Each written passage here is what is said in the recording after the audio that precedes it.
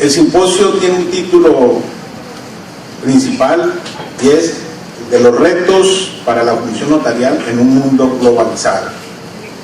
Y debemos acomodarnos a ese mundo globalizado. El subtema propuesto tiene que ver con los trámites no propiamente notariales, pero que los estamos realizando en referencia a aquellos que se denominan de jurisdicción voluntaria y particularmente de un tema novedoso en mi país y que se viene llevando con la misma trascendencia e importancia en la mayoría de los países no americanos, sino del mundo, es el que tiene que ver con el denominado matrimonio igualitario o unión de parejas del mismo sexo. Vayamos por partes. ¿Cuál es el reto de vista al futuro de los notarios? Es adecuarnos a ese mundo de globalización, a ese mundo de modernización, a ese mundo de aplicación de nuevas tecnologías, pero sobre todo al desarrollo y cumplimiento de una función social a la cual estamos comprometidos los notarios. La aplicación de nuevas tecnologías hoy es una necesidad. Si no las acogemos, nos atropellan o nos las imponen.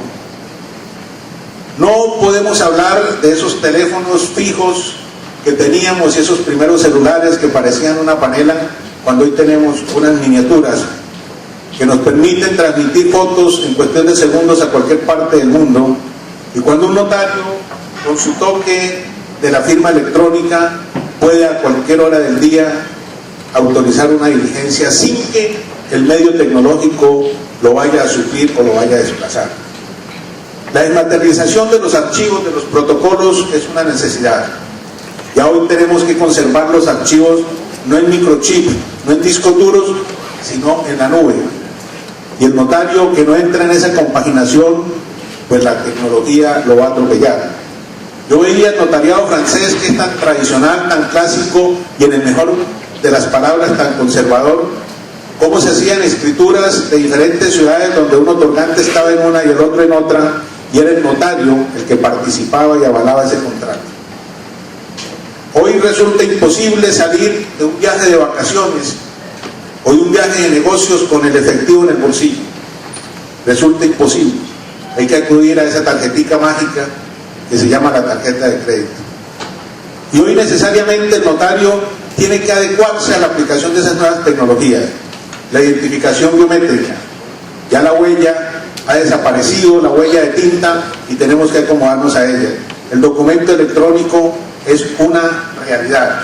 Ello no significa que el hombre como tal, como el ser inteligente, como el hombre que tiene razonamiento, vaya a desaparecer. Es que el hombre es el que tiene que dominar la tecnología y no la tecnología al hombre.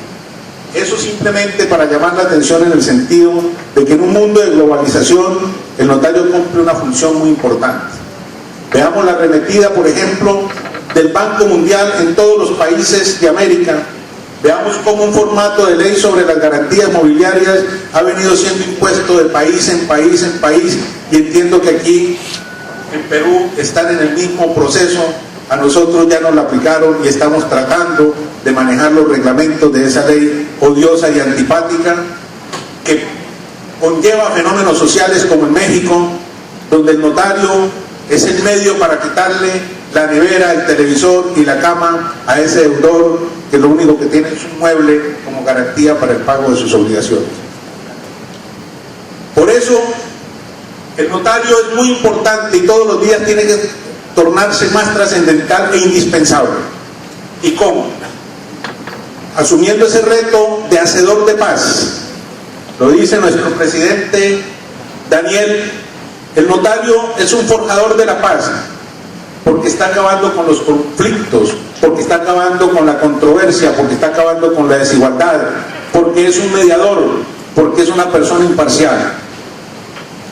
La proyección nuestra hacia la sociedad, hacia nuestros compatriotas, tiene que ser efectiva, tiene que ser real. Veía cómo ese notario que cumple ese trabajo tan importante requiere de una digna remuneración. Y estoy de acuerdo que los notarios debemos tener un marco tarifario, porque con ello obviamos la competencia desleal, el mercadeo de servicios, la rebaja per se que no tiene sentido. Con un marco regulatorio del arancel notarial, todos estamos en igualdad de condiciones. Pero es que cuando no hay un marco tarifario, queridos notarios, y yo sé que este es un tema muy interno del Perú, tenemos dificultades, porque es el usuario el que impone y el que selecciona al notario para que le preste sus servicios a través de una rebatija en las tarifas. Si tenemos un marco igualitario flexibilizado, nosotros podemos también imponer condiciones en el libre mercado, en la libre opción y sobre todo en el derecho de rogación de nuestros usuarios. Nos ubicamos entonces, ¿por qué nos volvemos trascendentales? Nosotros los notarios, cuando manejamos los trámites de jurisdicción voluntaria, ¿en qué contribuimos a los países y a los gobiernos? En algo importante, en algo que no puede ser cuantificado, y en la descongestión de la administración de justicia. Mi país en los últimos 5 años, a través de los notarios, realizó 4.8 millones de transacciones, o de negocios, o de trámites, o de procesos, que es el que se llaman. Si eso no hubiera sido posible, la administración de justicia de Colombia estuviera colapsada. Recuerden que en el año 85 la catástrofe del Nevado del Ruiz, que arrasó un municipio denominado Armero, que se llevó 35.000 personas que estaban durmiendo, que acabó con los registros de las escrituras del Estado Civil, del archivo de registro del Estado Civil de las personas, colapsó la administración de justicia y entregó el gobierno con mucho temor a los notarios colombianos la facultad de tramitar la sucesión, y nos dieron esta facultad pro tempore por 6 meses. Luego hicimos la tarea bien y nos la extendieron a 1 año, luego todavía dudosos de nuestra gestión y nuestra capacidad, a 2 años, pero cuando demostramos que habíamos contribuido a normalizar las sucesiones, a reconstruir los archivos, los protocolos y los registros, se convirtió en legislación permanente. Y luego nos decían que no podíamos tramitar sucesiones cuando había menores. Hoy las tramitamos cuando hay menores con una sola condición: que el notario sugiera, recomiende y vele que cuando hay inmuebles estos sean preferencialmente adjudicados a los menores. Y luego vino el proceso de la disolución y liquidación de la sociedad conyugal, y vino el proceso del divorcio y del matrimonio civil en despacho notarial, y algo muy importante, el trámite de cesación de los efectos civiles del matrimonio de origen religioso, y particularmente el católico. Y nos encontramos que los divorcios del matrimonio católico estaban represados, y represados porque la instancia ante el tribunal eclesiástico era sumamente costoso y engorroso, porque la causa tenía que ir hasta Roma.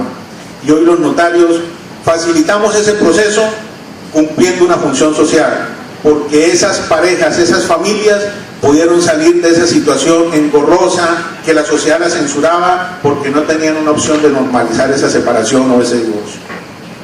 Y continuamos, nos adjudicaron el trámite de las conciliaciones, las correcciones de las actas de registro civil y el cambio de nombre, las declaraciones extraproceso con fines judiciales ante notario,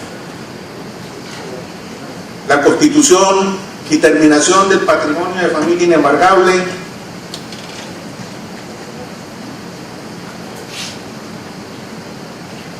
la afectación a vivienda familiar,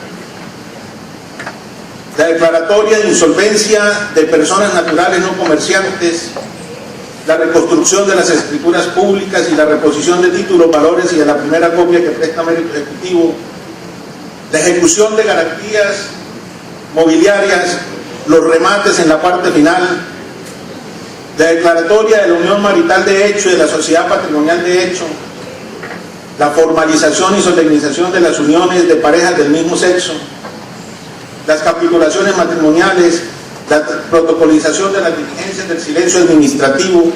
Además, somos recaudadores de impuestos, es decir, hoy tenemos 27 trámites no propios de la función notarial, pero que también se justifica que lo llevemos nosotros, porque no hay razón, donde no hay controversia, donde no hay litis, que tengamos que acudir a la administración de justicia.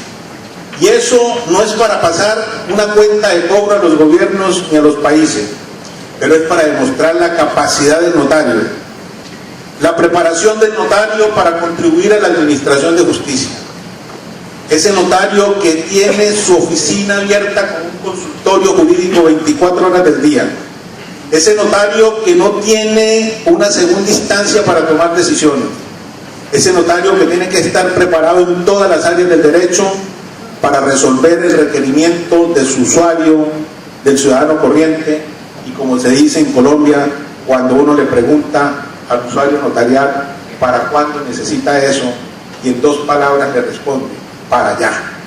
Y ese para allá es la inmediación, y es lo que nosotros tenemos hoy como un valor agregado frente a los jueces, a los señores jueces, y con todo el respeto que nos merecen. Y también somos conscientes que nosotros no vamos a competir con la administración de justicia, porque no vamos a ser falladores, no vamos a dictar sentencias. Pero no menos puede ser trascendental e importante la función del notario cuando contribuye a la descongestión de la administración de justicia, y consecuencialmente los señores jueces tendrán oportunidad de dedicar más tiempo y más espacio en el trámite de otros procesos, con un ahorro infinito desde el punto de vista de la cuantificación económica para los estados. ¿Qué ocurriría en Colombia si se cerraran las 900 notarías que tenemos? Tendrían que establecer por lo menos 900 juzgados más, con toda la infraestructura que ello implica. Por eso los notarios debemos ser receptores de esa asignación de nuevas funciones. Tenemos que ser receptores de la aplicación de nuevas tecnologías. Ustedes que ya tienen parte de la identificación biométrica, uno se pregunta, ¿y es que solamente es la modernidad, es la vanidad de decir identifiqué a una persona a través de un captor óptico o térmico? No, es la seguridad que implica la identificación de la persona. Y recuerden ustedes, todos vivimos esa incertidumbre, identificamos manualmente a una persona y no sabemos si lo es o no lo es. Con la identificación biométrica el margen de error es absolutamente cero, y es en segundos y en instantes que se hace el match con las entidades que mantienen la base de datos de identificación de las personas. Nosotros estamos siguiendo el ejemplo de ustedes y esperamos que en 45 días inauguremos el sistema de identificación biométrica en Colombia. Hoy tenemos, todos los notarios del país tienen la firma digital y el toque, y desde su casa, desde su finca, desde su apartamento, puede autorizar el documento, no copiando la firma, escaneándola, pero sí dándole un instrumento de seguridad. Hoy estamos en un cambio de cultura, y yo veía, por ejemplo, en mi notaría, cómo una persona le decía: ¿usted quiere su escritura en medio físico o en medio electrónico? Unos decían en medio físico y otros decían: lo quiero en medio electrónico, pero no tengo computador, no tengo internet. Entonces ese cambio de cultura se tiene que ir llevando paulatinamente. Pero la verdad es que los notarios no nos podemos resistir al cambio. Es imposible resistirnos a la aplicación de nuevas tecnologías. Hoy, ¿cómo sufrimos los notarios que tenemos un archivo físico del protocolo porque no hay espacio donde conservarlo? Tenemos que materializarlo, como se dice en Europa, tenemos que digitalizarlo y tener las copias, los backups, y lo más cómodo en este momento es el famoso archivo en la nube. ¿Qué corresponde al notario en este proceso de ser un aliado de las instituciones? Nosotros los notarios damos seguridad, damos tranquilidad, somos hacedores de paz, resolvemos los conflictos de suerte que se descongestiona la administración de justicia. Somos imparciales, somos orientadores, somos garantes de la calidad y la pureza y la legalidad de los contratos que se suscriben y que son autorizados por nosotros los notarios. De manera pues de que acoger los trámites de jurisdicción voluntaria como una función notarial es una necesidad. Es una necesidad y es una forma de cumplir la función social en que estamos encaminados. Sé las limitaciones del tiempo y hago referencia a lo que tiene que ver con el matrimonio igualitario o el matrimonio homosexual que está de moda en todos los países del mundo. Y ustedes saben que las organizaciones que manejan este tema son ONG con influencia en muchos países del mundo y con mucho soporte económico. Y tenemos también que llegar a una posición de equilibrio. Es una realidad. Y es una realidad que tiene que enmarcarse para para resolverse dentro de los parámetros de la ley, de la moral, de la aceptación de una sociedad a estos cambios, sin quebrantar los principios fundamentales de la familia. En mi país se presentó una demanda en relación con el matrimonio homosexual y después de más de 12 años la Corte Constitucional resuelve produciendo una sentencia, la que citaba el distinguido ministro de Justicia del Perú esta mañana, y que me sorprendió que se había leído mis aportes en ese proceso. Llegó a la conclusión, y lo digo con respeto por la Corte Constitucional de mi país, pero llegó a una conclusión de lavarse las manos. No dijo ni fu ni fa, y como se dice, nos soltó la responsabilidad al Congreso de la República y a los notarios a través de 2 exhortos. Primero, en la demanda de inconstitucionalidad del artículo 131 de nuestro Código Civil, lo declaró exequible, es decir, mantuvo la esencia que el matrimonio en Colombia es válido cuando se realiza entre un hombre y una mujer. Bajo ese presupuesto resultaba imposible decir que se podía autorizar el matrimonio homosexual en Colombia. Pero todas las organizaciones que representan a estos compatriotas apuntaron a que la interpretación de la sentencia de la Corte daba como obligante para que los notarios autorizáramos el matrimonio homosexual. Se produjo 2 exhortos por parte de la Corte Constitucional, uno al Congreso de la República para que legislara en determinado tiempo, y si vencido dicho plazo, serían los notarios y los jueces ante quienes se legalizaría a través de una declaración formal y solemne esa unión de pareja con los homosexuales. Cumplido ese plazo, el Congreso no legisló. Y si uno lo mira, al no legislar, pues tomó una decisión que no quiso legislar, y es una forma de legislar desde el punto de vista de que se abstuvo de dar trámite a los proyectos de ley sobre ese particular. Y quedamos los notarios entre la espada y la pared. El Procurador General de la Nación y las instituciones, ustedes saben que mi país es un país conservador, religioso, con vocación católica, y obviamente que no era fácil romper esa tradición de Colombia. Pero también teníamos que entender que es una realidad, y es una realidad en todos los países del mundo, las uniones de parejas del mismo sexo, y la exigencia del respeto que ellos piden por sus derechos y el reconocimiento de sus derechos. El notariado se encontró con posiciones muy difíciles y complicadas. Una la del Procurador General de la Nación, una la del fiscal. El gobierno no quiso hablar, la Corte se abstuvo de hacer más declaraciones y no quiso modificar el texto de su sentencia. Y entonces vino un desarrollo doctrinal sobre cómo se interpretaba la sentencia de la Corte Constitucional. Y vino entonces lo que se denomina que la parte de los considerandos tienen que establecerse como que fuera parte resolutiva de la sentencia en el moderno desarrollo de las sentencias constitucionales. Y la sentencia era contradictoria porque los considerandos decían muchas cosas y en la parte resolutiva no decían lo mismo que decían los considerandos. ¿Qué optamos los notarios? De una manera seria, científica, jurídica, nos asesoramos de expertos constitucionalistas, de abogados expertos en derecho de familia, de abogados expertos en derecho civil, en derecho comparado, en derecho constitucional, y propusimos un modelo de contrato que sería acogido por las parejas homosexuales. Y el día en que se venció el plazo, se pensó que en Colombia iba a estallar una especie de guerra civil, y resulta que no fue así. Solamente 4 parejas hicieron un escándalo y un show contra los notarios porque no acogíamos el matrimonio civil como tal. Y nosotros, ¿qué autorizamos en el momento?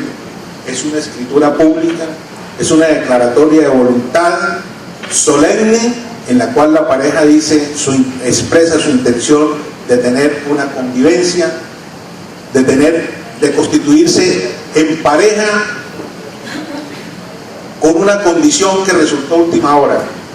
Aparece una noticia de un notario en el Brasil, en lo cual autoriza un matrimonio de 3 personas. Y entonces viene el problema de decir, si no hay una limitante en los elementos esenciales de esa escritura y de ese contrato, entonces vino la definición de que solamente tiene que ser una relación singular. Ese trío que se proponía, como ocurrió en el Brasil, acababa con la institución de la familia, acababa con el aspecto dogmático de la familia y hacía una gran afectación de tipo moral y social a la sociedad. Fijamos entonces en desarrollo doctrinal que no podía existir sin una relación de carácter singular y no plural, y tenía que ser así. Seguimos avanzando y entonces los jueces de la República, 4 en mi país, autorizaron matrimonio, y particularmente a mí me demandaron, me tutelaron y me metieron en acciones públicas en la doble condición de presidente del gremio y como notario de Bogotá. Ambas acciones las ganamos y no había visto una sentencia producida por un juez de la República de Colombia, la tenemos en nuestra página web, que defina la autonomía del notario en el ejercicio de la función fedataria. Y dice el mismo juez, si bien es cierto hay 4 jueces de la República que autorizaron matrimonio pero que están apeladas a esas decisiones, no deja menos de ser trascendente la posición seria del notariado, la posición uniforme de sujeción a la ley, a la Constitución y a los principios morales de preservación de la familia. Y los notarios adquirimos una gran resonancia por la trascendencia y por la importancia y solidez de nuestra posición. Seguimos avanzando en este proceso y entonces se planteaba, si el notario no autoriza el matrimonio de parejas del mismo sexo, está violando la ley.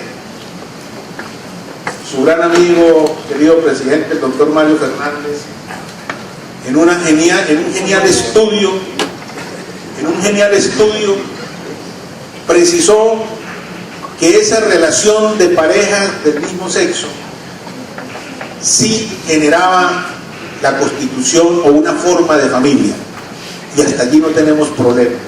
Pero de allí a que se consideren esposos entre sí, marido y mujer, o legítimamente unidos en matrimonio, resultaba imposible para el notariado.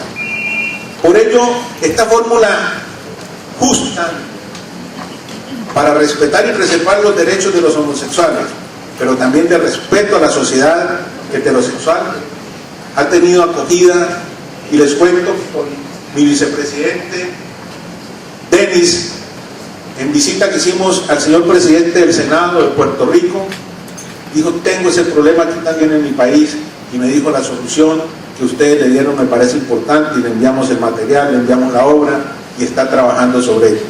Y en ese mismo sentido, Argentina va a mirar qué hacer. ¿Por qué? Porque los notarios vamos a ser protagonistas de este fenómeno social. Hemos llegado en Colombia a la conclusión que las parejas homosexuales sí, a través de una unión estable y bajo su presupuesto, sí constituyen familia, pero que nunca pueden asimilarse esa unión a matrimonio entre parejas como el que existe entre parejas heterosexuales. Y le repito, muy sencillo, en nuestro país la Corte declaró exequible el artículo 131 que dice que solamente es válido el matrimonio celebrado entre un hombre y una mujer. Y allí que la función del notario de ser protagonista en el mejor sentido de la palabra es de corresponder y ajustarse a los cambios y a las mutaciones sociales. ¿Cómo vamos a desconocer nosotros los movimientos homosexuales en todo el mundo? ¿Y cómo nos vamos a atravesar a que nuestros compatriotas, estas personas, no puedan hacer valer sus derechos? Sí, pero entre unos parámetros donde no se atropelle la familia, donde no se atropellen los principios de la sociedad y donde ellos también entiendan que hay limitantes de lado y lado. Esa ha sido la experiencia de nosotros en relación con este contrato que requiere de escritura pública y toman gran relevancia la escritura pública como un documento de prueba, porque a través de él, de esa escritura, la pareja la presenta para efectos de la seguridad social, de los impuestos, de los visados, y no tiene que estar corriendo cada momento a preconstituir pruebas. Y entonces dijeron al final, al aceptar la escritura del notario, es un documento idóneo, es un documento importante, es una prueba fundamental y es una prueba que está amparada de esa presunción de legalidad. Señores notarios, nosotros tenemos que proyectarnos con una visión hacia el futuro. Nosotros tenemos que proyectarnos como una institución fundamental en la vida institucional de los países y como soporte de las instituciones democráticas. Nosotros los notarios tenemos que además demostrarle al Estado y a la sociedad algo importante: es nuestra transparencia, es nuestro comportamiento bajo los parámetros de la ética y de la moral. Yo sostengo que un notario no puede ejercer el cargo siendo medio honesto, medio ético, medio justo. El notario tiene que tener los comportamientos y las propiedades del cristal y del diamante. Tiene que brillar como el diamante y tiene que ser transparente como el cristal. Un notario no puede ser medio honesto, un notario no puede ser medio ético, y les voy a decir por qué. Yo pongo en la clase de los estudiantes de notariado un ejemplo. Frente a una conducta inapropiada o a la comisión de un delito, la misma conducta la comete un sacerdote, un policía, un médico, un arquitecto, un contador, un estudiante y un notario. La misma conducta. Todos son personas. Pero esa conducta en el notario se ve con lupa. Y se cumple el adagio popular de no permitir que la sal se corrompa. Y si la sal se corrompe, no hay nada que hacer. Y si es el notario el que ha actuado dolosamente, ¿en qué puede confiar la sociedad? ¿Cuál es la confianza del Estado cuando nos entrega por delegación esa maravilla de dar fe pública? ¿Cómo es importante que a uno en la ciudad, en el pueblo, no lo llamen por el nombre? No digan Denis Martínez, ni Álvaro Rojas, ni Carlos Enrique Becerra, sino el señor notario. Ese título del señor notario es lo más gratificante que podemos tener nosotros. Y tenemos que preservarlo y valorarlo.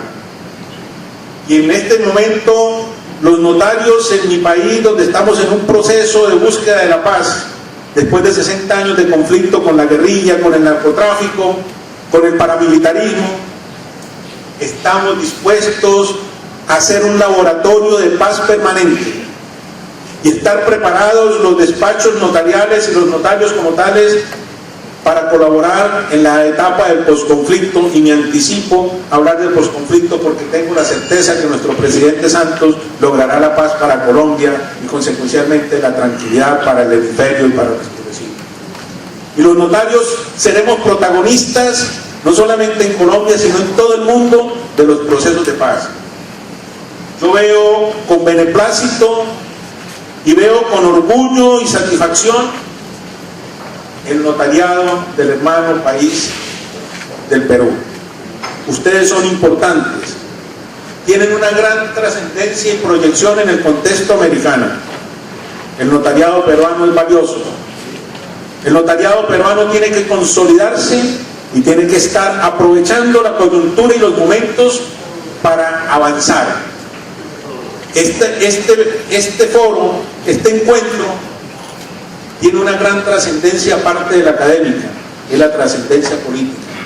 2 ministros de Estado, la presidenta del Consejo de Ministros notaria, debe considerarse en el momento como una aproximación más para ratificar la función notarial y para lograr logros y conquistas en beneficio de los notarios.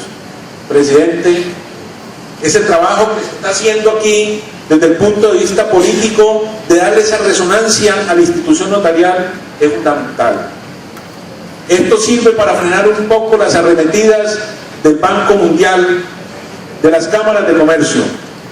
Presidente Daniel tiene una magnífica idea y lo vamos a respaldar, presidente, y contará usted con nuestro apoyo para crear una oficina permanente en Washington donde tengamos la proximidad del vecindario con los poderes del Banco Mundial y los organismos internacionales. El notariado de estructura latina es fundamental. Hoy podemos hacer ejemplos y demostrarle al Banco Mundial cuál equivocado está al seguir persiguiendo la función fedataria del notariado latino. Sí, en Estados Unidos no hay escritura, en Estados Unidos no interviene el notario, pero es que los notarios del otro sistema son pegajosos con los documentos, el notario entra, firma, autoriza y cobra, y eso es muy complicado. Pues si uno hace un ejemplo de la venta de una propiedad equivalente a $100,000 en Estados Unidos y en cualquier país del sistema latino, allá cobran 5 veces más lo que nosotros cobramos. ¿Por qué? Porque las compañías de seguro se llevan lo que el notario puede recibir en otro lado, porque los títulos son garantizados a través de las compañías de seguro y les piden unos directorios telefónicos como título de esa propiedad, y el notario de allá solamente dice que fueron, que asistieron, pero nunca garantiza los elementos esenciales de ese contrato ni ejerce el control de legalidad que ejercemos nosotros. Qué gran diferencia, con el respeto que nos merece el señor que vende las paletas en el Parque Central de Nueva York, o la secretaria del banco, con nosotros que somos abogados y somos juristas y participamos en la redacción y en el control de legalidad. Por ello, compagino esta pequeña exposición de experiencias con la trascendencia que tiene el título de la globalización de la función notarial a que estamos llamados y cuál es el papel histórico que nosotros debemos cumplir. Mi llamado, como lo hago también en mi país, es que todos los notarios ejerzamos el cargo con dignidad, con transparencia, que la deontología sea una realidad. Aquí en Lima se aprobó el año pasado el Código Deontológico de la Unión, que debe ser asumido por todos los países del mundo e instrumentado por los colegios de notarios o de escribanos. ¿Qué es lo mejor que puede ocurrir para un notario en su actividad? Que lo juzguen sus pares, que sean los tribunales de ética los que encaucen a los notarios que se desbordan en el ejercicio de sus funciones con conductas inapropiadas. Los notarios tenemos que preservar la imagen y la institución, y eso es un compromiso de todos y cada uno de nosotros. ¿Cómo me siento de orgulloso, presidente Denis y presidente Daniel, de tener en el continente americano notariados tan fuertes, tan sólidos, tan estudiosos y tan importantes como es el del Perú, como es el de Argentina, como es el de Ecuador, como es el de mi país, el de México? Pero también tengo que reconocer que tenemos situaciones difíciles y complicadas en el continente. La idea de que todos los abogados per se sean notarios no tiene razón de ser. Eso es absurdo. Un país donde hay 18 o 20,000 notarios no tiene sentido. Donde la remuneración no es digna, es una remuneración de rapiña, donde un notario hace 3 o 4 escrituras al año y eso le llega como un valor agregado porque no tenía esos dineros en el bolsillo.